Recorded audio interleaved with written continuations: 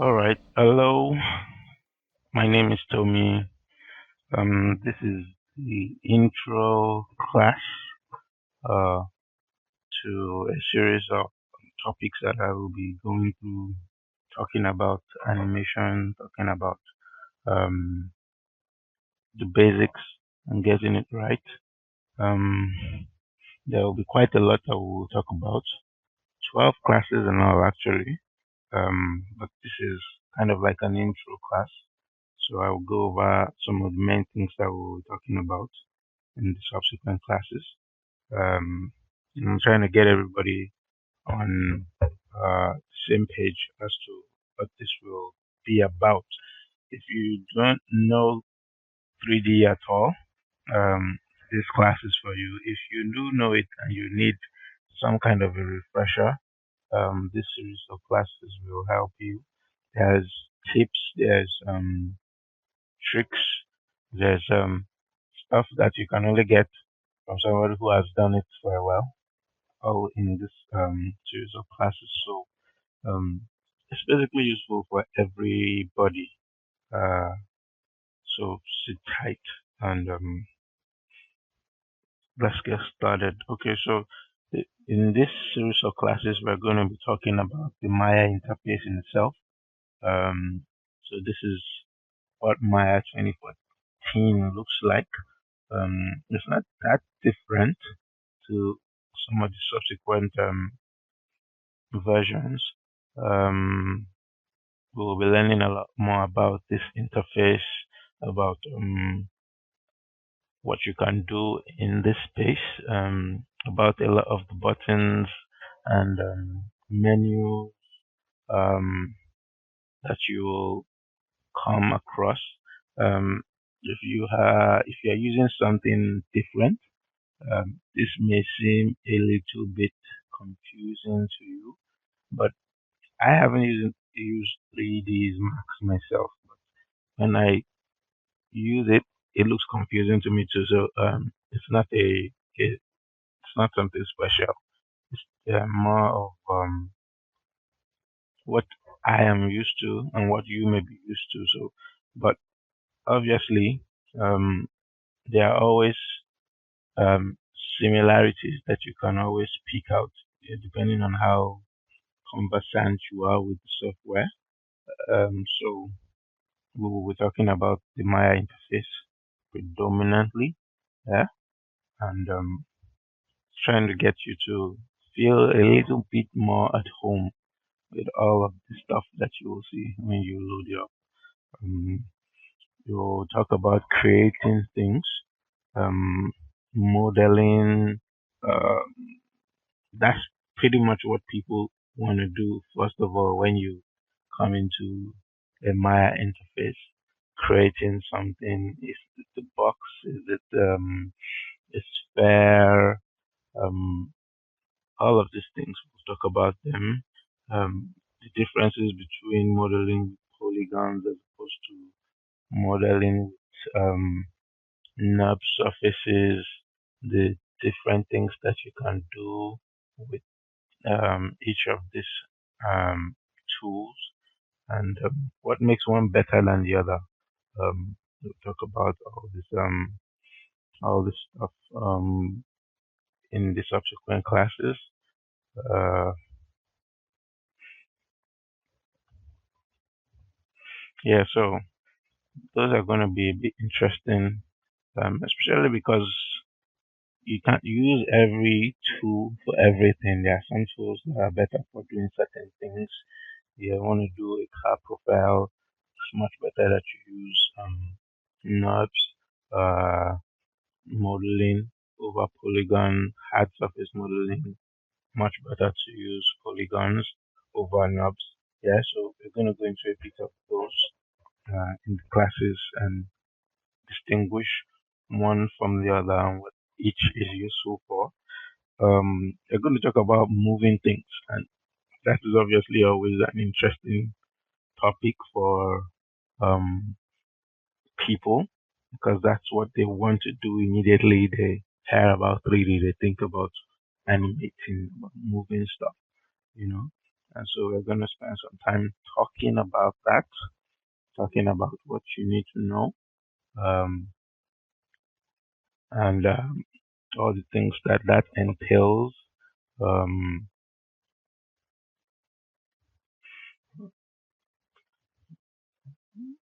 Gameplay, yeah.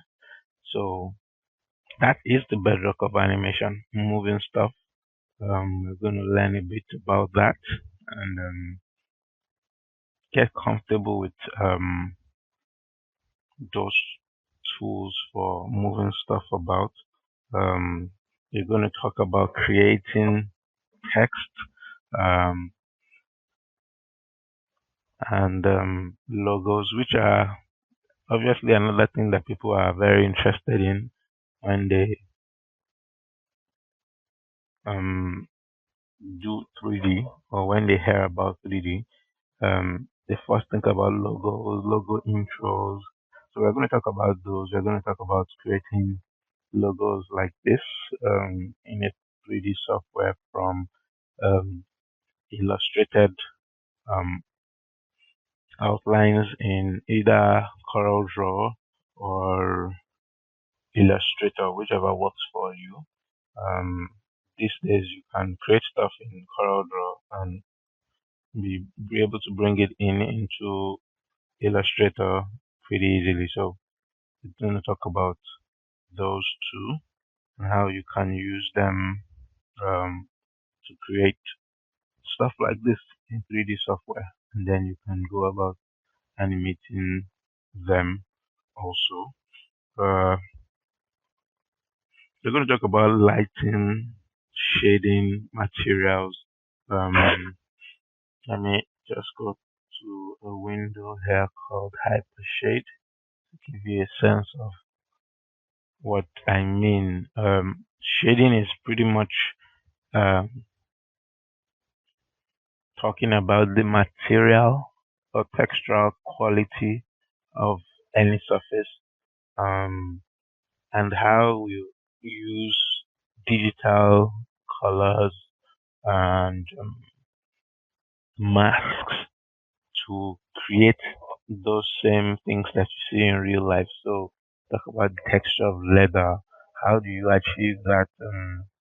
Is the combination of fractal noise and um, dents that you make from a matte or make from a mask of black and white.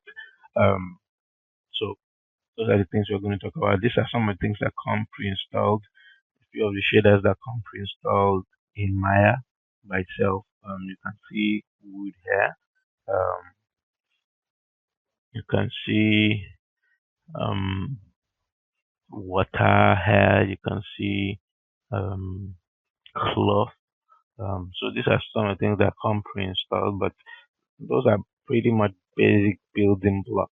What you're going to be able to use them to do will depend on your expertise with the tools, with the values um, that are made available in those tools, how you can combine nodes. Nodes are like the building blocks and connections that you use to create stuff. So you want to mix two things.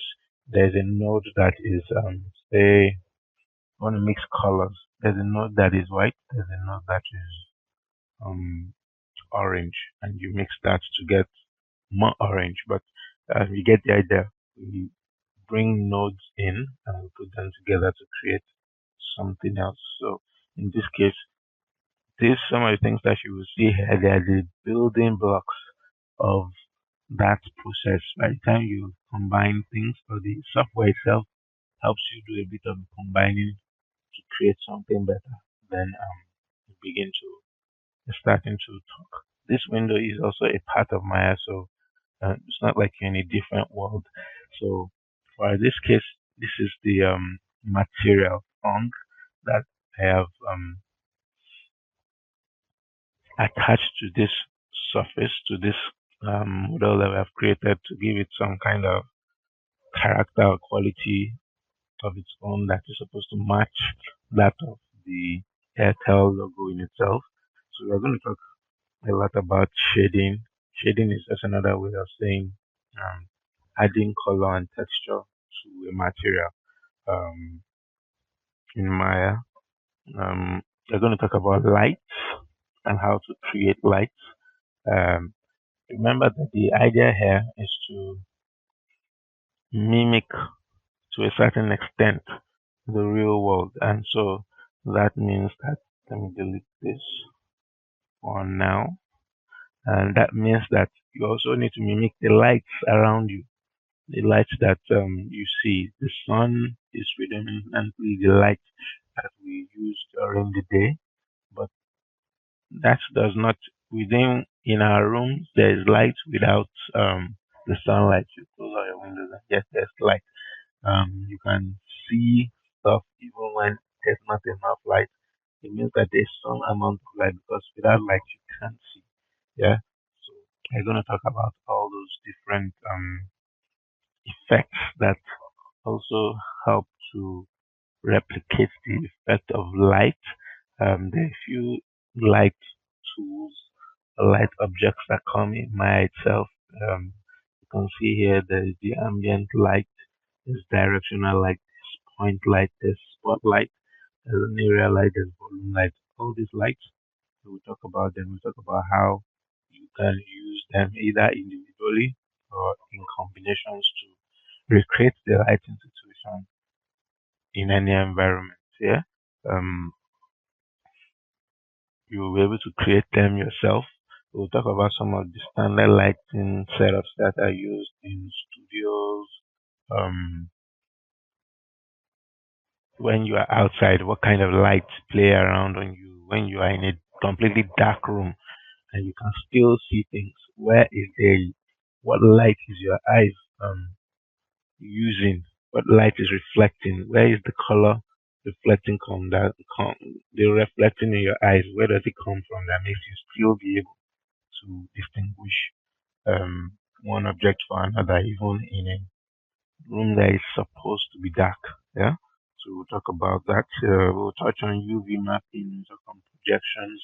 Those are all ways to give texture to surfaces and to help us create the illusion. And not to, I don't want to use the word illusion. So you create the idea of depth in a scene, in the software that we have, um, in the software where we have created the objects ourselves. It's not real life. You created it in a subject, in an environment like this in the software. And yet you must give idea of depth. Depth usually you can do with just moving the objects within the y axis or the z axis, but even beyond that, when you want to make something realistic, the distances in z space are not enough. Sometimes you need to use light, you need to use this sort of materials, you need to use the shadows, all these things to create a better idea of the distance between one object and another in space. So we'll talk about this. It will touch on animation, obviously, which is the bedrock of all of this course in itself. And we'll talk about how to create objects, how to rig them so you can move them. People say that the the god person that is where in animation is the animator. I would like to add, in my own experience, that without someone who has rigged a creature or who has rigged a character, you can't move it, and you can only animate to the level in which, with the flexibility that the rig gives you. Yeah. So I'm going to talk about how to rig um, characters like this. This is a lion. You can see it's not fully done yet. I'm still working on it, but how to rig a character, how to get him to move. Without the rig, you can't animate. Yeah, and so that's something that we need to usually always understand, so that we can work with. So learn how to move the character, what to do. We'll talk about rigging in itself because rigging is the bedrock of any good animation in itself. We'll talk about that. We'll talk about um, and the same principles apply to not just to an animal character like this, yeah, but to let me go there to humans as well. Don't mind the nudity, but um, so same things work. This is also not completely done, but their ideas are the same. Um, sorry, ideas are the same. Um, already you can get the sense of the character that is alive just simply because certain um, because of the controls that we uh, see. These are the kind of things that you get in the rigging process, and these are useful for um, this is what you try and sort out in rigging because this is a model. It is just a mesh of things that has been put together. If I take out the hardware texture, and you can see that this is just a mesh made up of polygons that have been triangulated, but this is all it is. Without the textures, you can't feel that it is a human. Yeah. Then without the wig, you can't begin to move the character. Yeah. So we're going to talk about how to create this sort of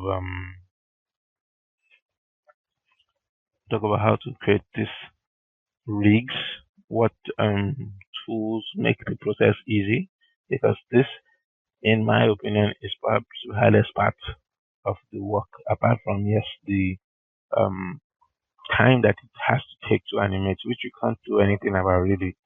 Um, Rigging is an important part. And if you are going to do important stuff and do it by yourself um, frequently, then you're going to have to understand how to rig, how to rig.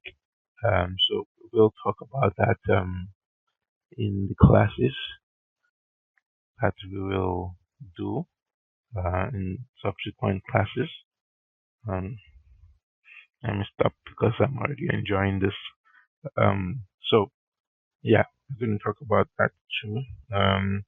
We will talk about the principles of animation because this is not just supposed to teach you how. I also want to teach you why. So I'm going to just show you a GIF created by Cento Lodio. Let me get that right. Lodigiani.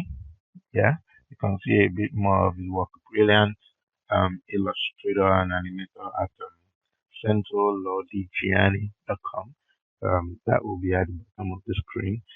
So he talks about, I'm just using his resource here to show a few of the things that are important in animation. Um, we're going to talk about squash and stretching and how to create the illusion of tension before release, tension before release.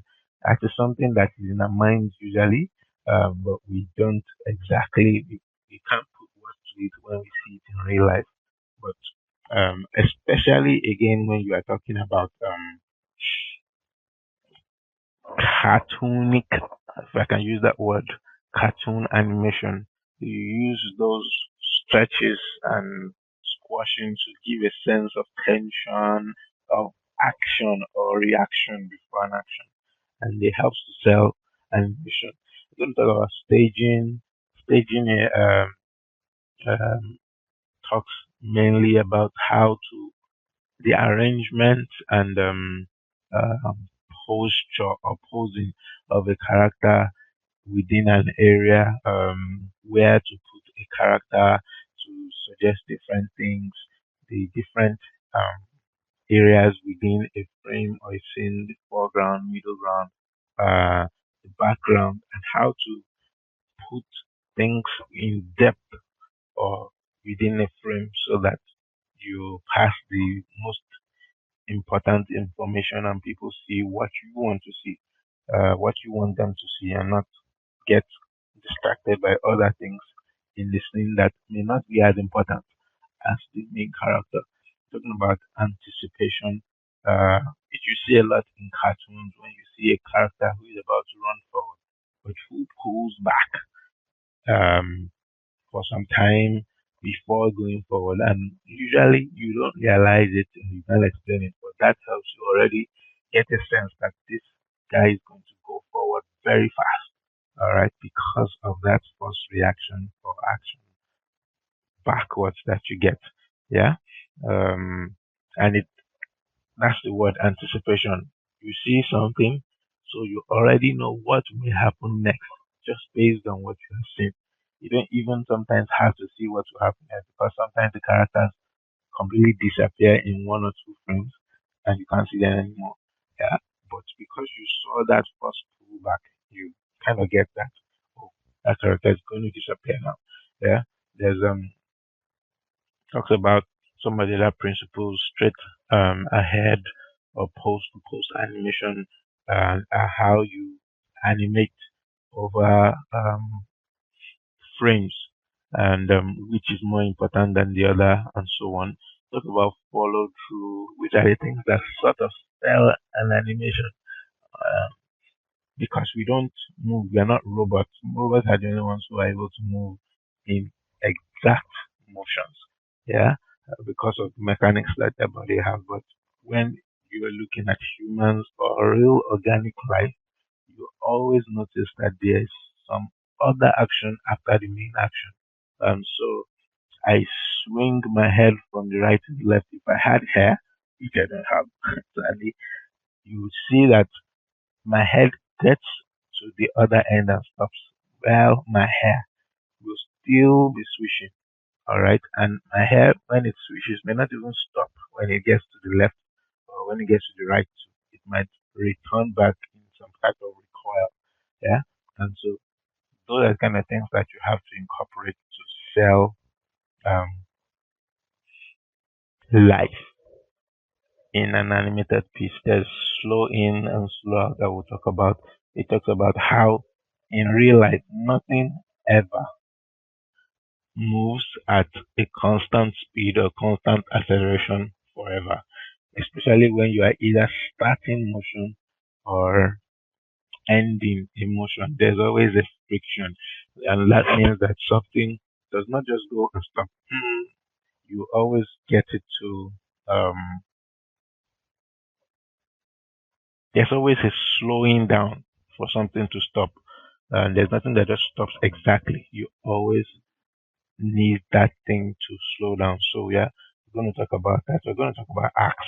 This is pretty important for people and a lot of people I see do animation in my environment. Um, Nothing moves in a straight line ever. So you're gonna have to add some randomness in the way that something wants to rotate. It doesn't. We are going to need to incorporate more rotation uh, over straight lines because nothing ever actually moves in an exact straight line ever.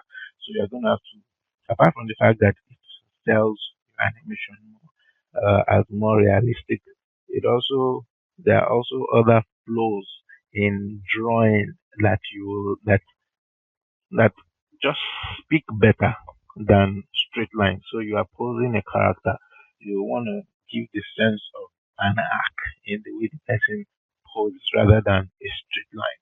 Yeah. So it is much better, more appealing to say show a character whose hand is angled than to show a character whose hand is straight. Because nobody ever really holds their hand straight forever. You kind of get people feel more comfortable bending a bit their bodies or their hands. So we're going to talk about all that. There's a few more other things we talk about: second reaction, timing, exaggeration, which is the bedrock of I don't want to say cartoonic animation, but it's the bedrock of selling that kind of animation. You want to stretch things a bit, you want to exaggerate, because the idea is not to sell real life, or else you get into the problems of the uncanny valley. And when your illusion breaks, even though you know it's an illusion, your viewers know it's an illusion, but they don't want that illusion broken by something they see every day, but it's not quite right.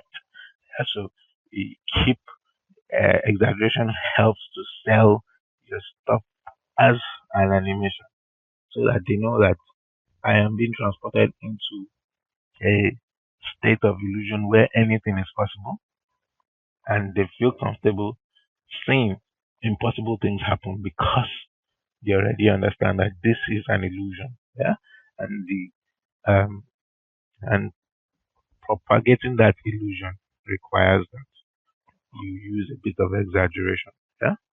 So there's a lot of other stuff here that we'll talk about. Pretty interesting stuff.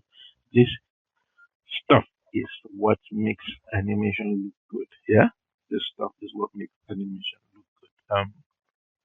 Just as a side reference, I will be referencing a bit from this great book that I found a while back, and it has a lot of drawings, but it is the some of these guys, the guys who started up Disney animation, and whether you think that animation is now 3D instead of 2D, this stuff is the bedrock of animation.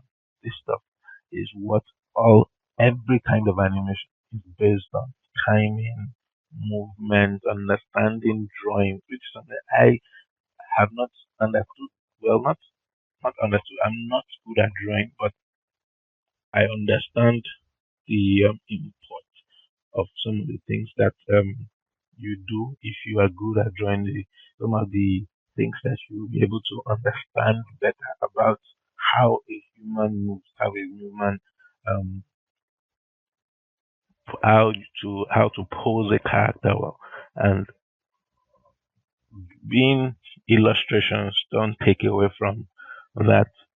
Those important. This is the bedrock of animation: drawing well and knowing how the human structure is posed, the dynamics of the body shape of a character. Even if you just took that character in one still frame, you can still say a lot about what is going to happen to that character simply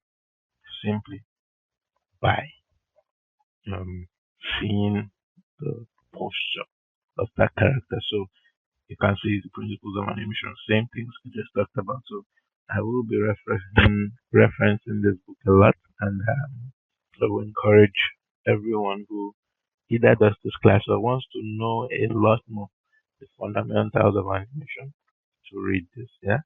Um, we will also touch on graphs and how.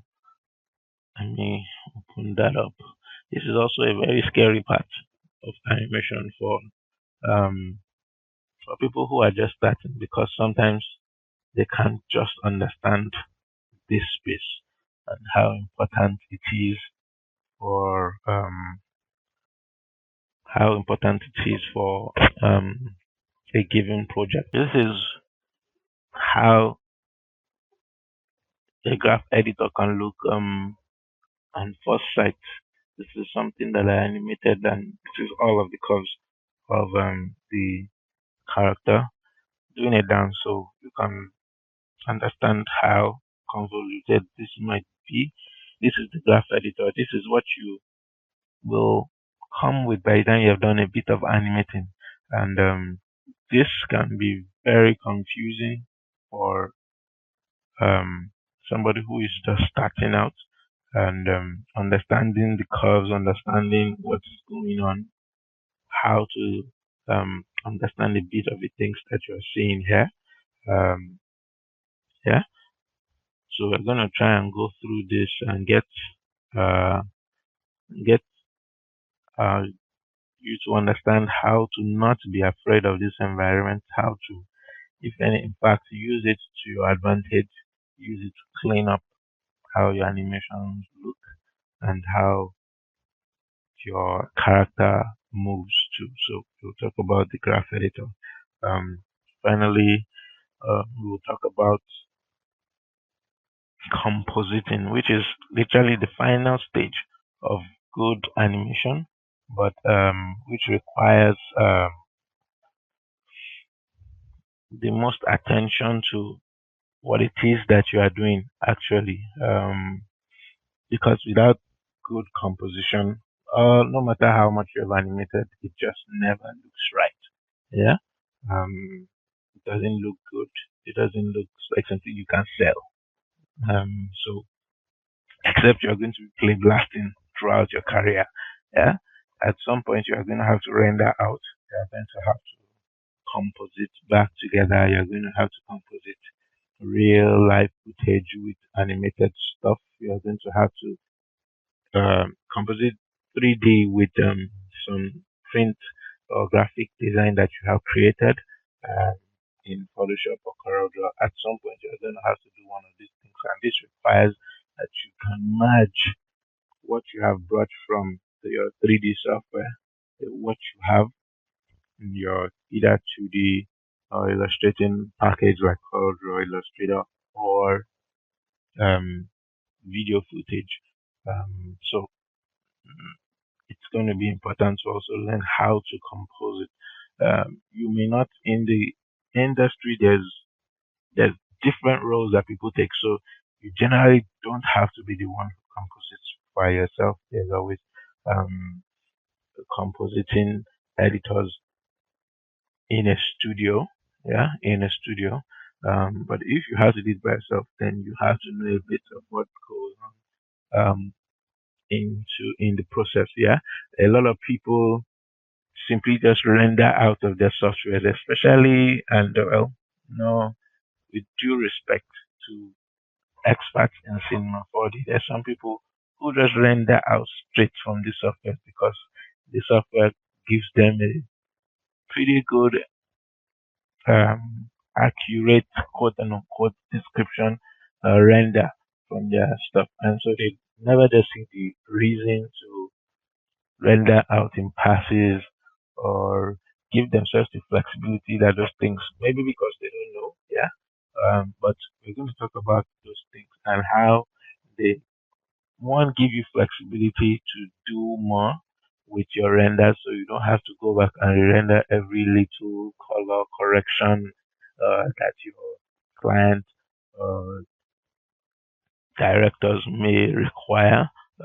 Just to show you a few examples of the kind of passes that you may have to create to get things out and get them looking right. Some people want to escape or not do this process, but it just makes things better. Take, for example, ambient occlusion passes. That if you don't know any other pass to render, um, always render an ambient occlusion.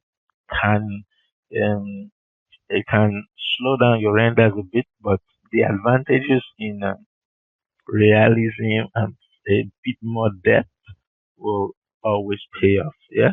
So this is a bust of a character of a human, and you can see these are all the passes that gets rendered out and then layered on top of each other. Uh, for people who want to do a bit of fake rack focusing, um, depth is an important kind of pass to render if you're going to be able to pull focus from the character in the foreground to one in the background. Depth is important for creating realistic looking skin. Uh, Subsurface capturing always is something you have to be able to render. So you don't just finish some logo rendering in Maya or Cinema 4D and just click render and just get your frames and put them into After Effects and then render again. There's some amount of work that needs to go in, some amount of layering that needs to go on top of your beauty pass or your diffuse pass in this case. And that little bit of work may just be the difference between something that looks crappy and something that looks just slightly better. Yeah. and which might sell your stuff. Just that extra bit that you needed to go. Yeah, so um, you can see there's a beauty pass, there's a diffuse, indirect diffuse. You don't always have to use this, especially if you're not doing feature film stuff. Yeah, but there's still important stuff that you can do that always makes your work that much better, that much more professional. You can see these are the same things that all the movies that we watch every day, some of the blockbusters, this is the same stuff they use every day. Yeah, to make the stuff that they want to do. So take a look, take a film, take a frame like this, which is something that you might see in a movie, yeah, or in some beautiful art painted, matte painted job, and you can see there's an ambient occlusion, there's environmental light, there's a key light. In fact, you can. That's another thing that we may touch on rendering passes per light. You may think that that's just a lot of work, but the flexibility it gives you in post is something that you might need to have. Um, you can see this shows this is the background. You can see how all the passes are combined. Um, and some people may think, well, this is fine enough for us. And a good VFX artist wants to take it that much further, and so you can add your Z depth pass, which just gives it a sense of depth that is more realistic. Um, so a Z depth pass is something else that you should always render as much as possible, especially when you're doing something where you're using a camera with virtual camera now with a bit of a wide lens where everything can come out looking a bit flat if you don't push the sense of depth by yourself in post. Yeah, you can see that this render also adds lens blurs, chromatic aberrations on sharps to get this look, which is the graded look, and this looks like something you can see in a horror movie. Yeah, but these are all the things that requires to create it, all the amount of layering. So when you say compositing, it's not just a simple task of rendering in After Effects and then rendering again. There's a bit that goes into it that you have to that we have to talk about. Yeah, and finally, we're just going to go through understanding After Effects, the tools that you can use in After Effects, especially the more recent ones where you can do your past compositing um, within the software. We'll talk about NURBS and what you can do with it. Yeah, it's not that. Let me put it this way: in this side of the world, it isn't used that much, but we're talking about being at the very edge of the innovations in the industry. And if you don't know about Nook, if you don't feel like you should learn it, you're doing a disservice to yourself. Uh, so we're going to talk about those, talk about After Effects, which is what people use the most in art on this side of the world. And so it's always good to use something everybody knows first of all, yeah, before you try something different and better in this case. Yeah, so talk about that. Um, so that's this is kind of an overview of what we'll be doing in the course. I encourage you to get excited, because this is going to be